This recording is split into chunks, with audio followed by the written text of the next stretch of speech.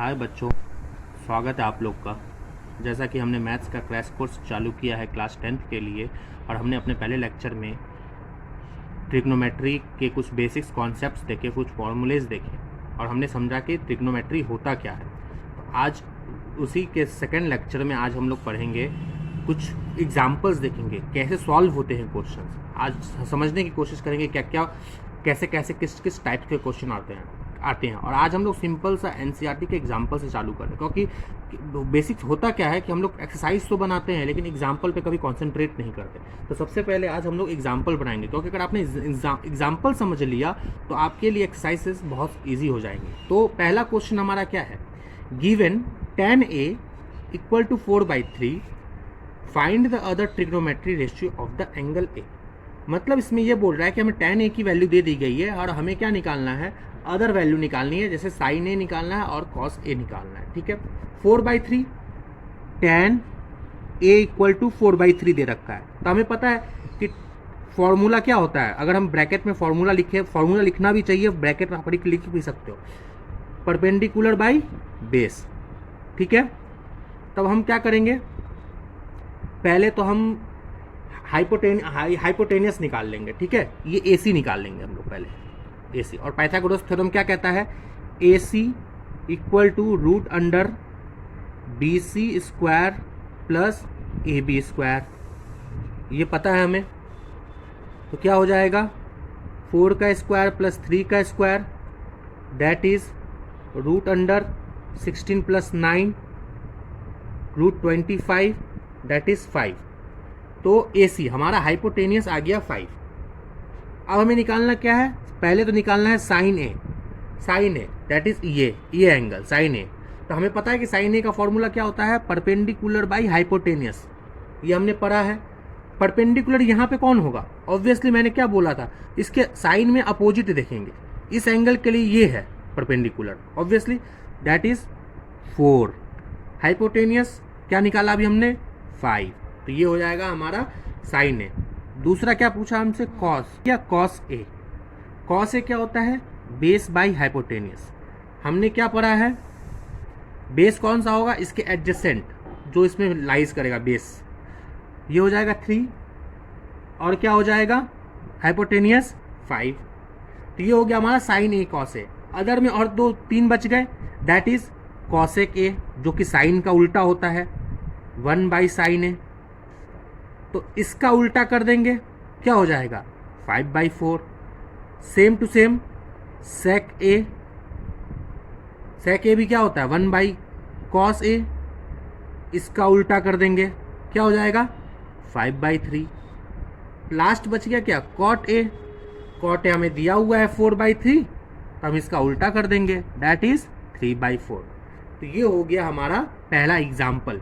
अब मान लो कि ये एक एग्जाम्पल हुआ, इसमें आपको हो सकता है क्या दे दे, given sine A equal to 5/3, यह हो सकता है आपको दे दे साइन इक्वल टू 4/5, और आपको बोले अदर निकालने के लिए। तो हमें क्या समझना है कि साइन का फॉर्मूला क्या होता है, परपेंडिकुलर। हमें परपेंडिकुलर दिया और हाइपोटेनियस दिया, तो हम बेस निकाल सकते हैं।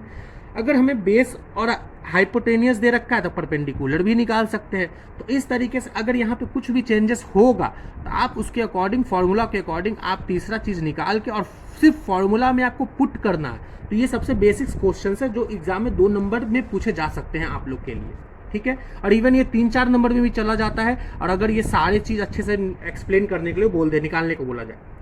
अब आगे बढ़ते हैं हमारा सेकेंड एग्जाम्पल पे। सेकेंड एग्जाम्पल क्या है, क्वेश्चन क्या दे रहा है, if angle B and angle Q are acute angles.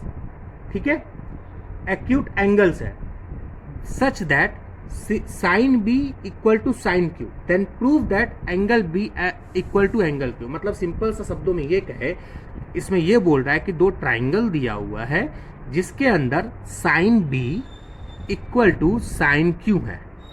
समझ में आया, sine B equal to sine Q है, और ये एंगल कैसा है, एक्यूट एंगल है, 90 डिग्री से कम है। तो ऑब्वियसली ये परपेंडिकुलर हमने मान लिया 90 डिग्री है। तो हमें ये प्रूफ करना है कि ये एंगल बी और ये एंगल क्यू बराबर होना चाहिए। तो चलो पहले हम लोग ये लिख लेते हैं, सॉल्यूशन में चले जाते हैं। क्या दे रखा पहले हम थोड़ा एक्सप्लेन करते हैं। Let take 2 triangles that is right triangle ABC and triangle PQR such that, मतलब जैसे कि such that sine B equal to sine Q, sine B equal to sine Q। ये हमारा क्वेश्चन दिया हुआ है, अब हमें यहाँ से सॉल्व करना है। तो पहले हम लोग निकालते हैं sine B। Sine B formula क्या होता है? परपेंडिकुलर बाई हाइपोटेनियस, ठीक है। तो परपेंडिकुलर साइन B किस में आएगा? साइन B हम यहाँ लिख सकते हैं, या पहले हम इसको ऐसे लिख सकते हैं, ऊपर में थोड़ा सा जगह दे देना, यहाँ पे लिख देना इन ट्राइंगल ABC, ठीक है। In triangle ABC sine B equal to perpendicular by hypotenuse. Perpendicular क्या है इसमें? इसके लिए परपेंडिकुलर क्या है? AC divided by hypotenuse, obviously हमें पता है कौन होता है, 90 डिग्री के अपोजिट वाला AB। ये हो गया हमारा इक्वेशन 1। अब आते हैं हम लोग इन ट्राइंगल PQR, ठीक है। PQR आए, PQR में हमें क्या लेना है? Sine Q। साइन Q में same perpendicular by hypotenuse, Q के साथ अब परपेंडिकुलर कौन होगा? PR divided by hypotenuse PQ। According to question, question क्या बोलता है? अकॉर्डिंग टू क्वेश्चन क्या बोलता है कि sine B equal to sine Q है, साइन Q है। So equation 1 equal to equation 2 होना चाहिए। अगर ये दोनों इक्वल है तो ये दोनों भी इक्वल होना चाहिए। तो फिर क्या हो रहा है? इसीलिए AC by AB equal to PR by PQ, ठीक है। AC by AB equal to PR by PQ, ठीक है। अब हम लोग क्या करेंगे? ये AC, अब हम लोग क्या करेंगे? इसका ऐसे रेशियो निकालेंगे, इसका रेशियो ये, ठीक है, इसका रेशियो ये। अब मतलब इसको हम लोग थोड़ा ऑल्टर करेंगे। ऑल्टर कैसे करेंगे? इसको ऑल्टर करेंगे, क्या करेंगे? इसको हम लोग यहाँ लेके आएंगे, इसको हम लोग वहाँ लेके जाएंगे। तो कैसे कर सकते हैं? ऑब्वियसली हमें पता है ये चीज़ होता है। तो AC divided by PR equal to AB divided by PQ। मतलब AC divided by PR, AB divided by PQ, मतलब इन दोनों का रेशियो हमने निकाल लिया, ठीक है। तो ये हो गया हमारा, अब मान लेते हैं ये हमारा हो गया इक्वेशन 3। अब हम लोग यूज करते हैं पाइथागोरस थ्योरम। अब थर्ड इक्वेशन एक और निकालना है, जिसके लिए हम लोग यूज करते हैं now we use Pythagoras theorem. किसको निकालने के लिए? BC को निकालने के लिए और QR को निकालने के लिए। एक बार मैं यहाँ फॉर्मूला आपको लिख देता हूँ ताकि आपको उधर ठीक रहे। BC इक्वल टू क्या होगा? रूट अंडर BC, ये इक्वल टू क्या होगा? Hypotenuse H square minus P square होगा। तो क्या हो जाएगा? AB square minus AC square. वैसे ही हम लोग QR निकालेंगे। QR क्या होगा? PQ square minus PR square. तो हम लोग इधर कर लेते हैं। हम क्या निकालना अभी हमको? BC क्या हो जाएगा? रूट अंडर हमने क्या देखा था? BC AB minus AC, AB square minus AC square. QR हो जाएगा, QR क्या हो जाएगा? PQ, ये PQ माइनस PR, मतलब PQ का स्क्वायर माइनस PR का स्क्वायर, ठीक है। ये हो गया। अब हम लोग क्या करते हैं? इन दोनों का रेशियो ले लेते हैं। नाउ वी, ये फोर्थ इक्वेशन नोट कर लेना, ये fifth equation. Now we take ratio. किसका रेशियो? Equation 4 and equation 5। आप सीधे ऐसे लिखोगे तो भी आप सही माना जाएगा, इक्वेशन लिखने की जरूरत नहीं है। B C divided by Q R, A B square minus A C square root under P Q square minus P R square. ठीक है, ये हो गया।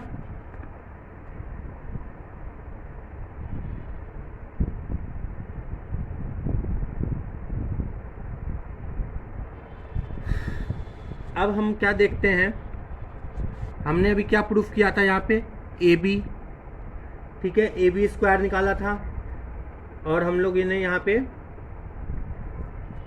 हम लोगों ने पहला, इस पे अब हम क्या करते हैं, ए बी स्क्वायर को हम लोग क्या लिख सकते हैं, ए बी स्क्वायर को हम लोग लिख सकते हैं के स्क्वायर पी क्यू स्क्वायर। यहाँ पे के स्क्वायर एक कांस्टेंट है, एक कांस्टेंट वैल्यू है, P square divided by P Q square minus P R square. इसको हम लोग के किसी कांस्टेंट के बराबर मान लेते हैं, ठीक है, के कांस्टेंट के बराबर। अब क्या होगा, के स्क्वायर बाहर आ जाएगा, के स्क्वायर बाहर आएगा तो सिर्फ के होगा, के स्क्वायर से बाहर होगा, ये हो जाएगा P Q square minus P R square divided by P Q square minus P R square, सिर्फ के बाहर होगा। अब ये दोनों सेम है तो ये कैंसिल हो जाएगा, बचेगा के।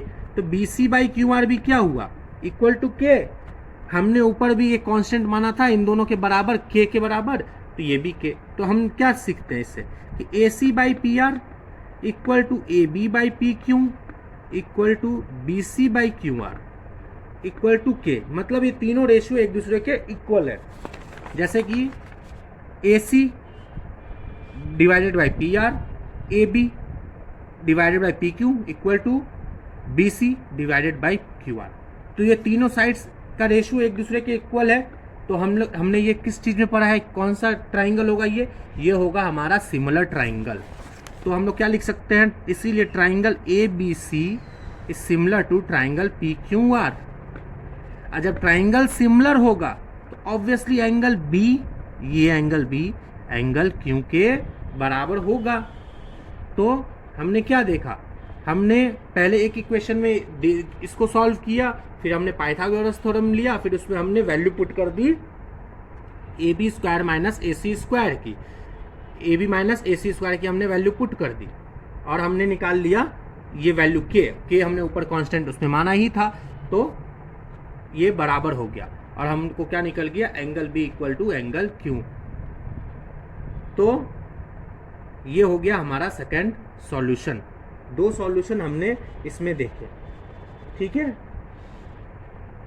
अब हमें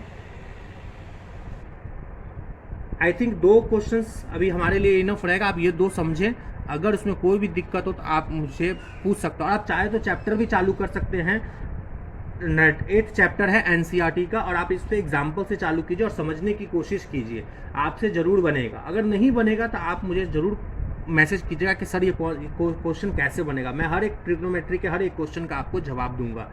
थैंक यू।